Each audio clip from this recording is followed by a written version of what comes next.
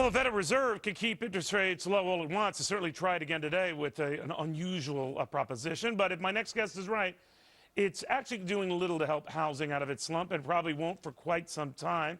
In fact, there's a survey out that says try 2015, the very soonest before things turn around. Real estate expert Brendon DeSimone. So, Brendon, what does it take right now? I don't know. If rates went below zero, if you get buyers out, they're just scared. They're on the sidelines. They're not making a move. I think they're just fearful of everything that's happened in the last 3 or 4 years, and they don't want to make a bad move. All right, but even those who do want to make a move, they can't move, right? They're underwater on their existing home or what have you, and it just feeds on itself. You have no more trade-up buyers.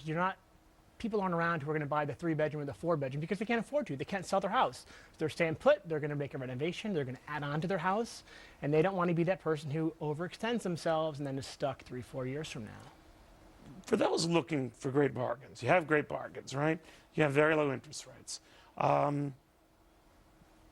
What do? Just sit tight for 3, 4 more years?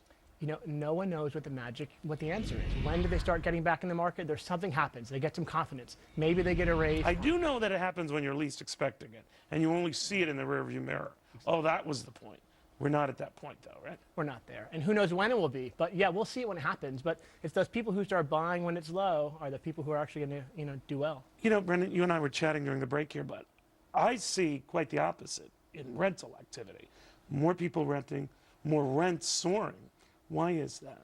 It's safer to rent. You sign a 1-year lease, you can back out after 12 months. You're not tied down to a mortgage. You're not tied down to 30 years. You can come and go as you please. Yeah, but then when the year is up, they nail you to the wall. It doesn't matter. People would rather pay a lot of money in rent just to have that safety of being able to walk away if they lose their job or lose their money instead of being tied to a mortgage. That's interesting in and of itself. There used to be something psychologically very reassuring about owning a home, even though the bank owns your home. But those days are gone, aren't they? It's weird. I think people are just fearful. They saw so many bad things happen to so many good people, and they don't want to be in that position themselves. And you have an interesting, you're a young guy, yeah. But you have the perspective, a lot of young people are just saying, not my cup of tea at all, right? And they haven't been around long enough to know that these markets go up and down. They've just seen the last 5, 6 years, and they've seen some horrible things happen, and they say, don't need to own right now. I'm happy renting. I'm going to jump ship when I want to jump ship. So you're very cynical. Your whole generation is just very cynical. I think it sort of is what it is. All right. Yeah, it is what it is. Brendon, thank you very, very much. In the meantime, if we haven't put you in a depressed enough mood, from a falling housing market, did you see this?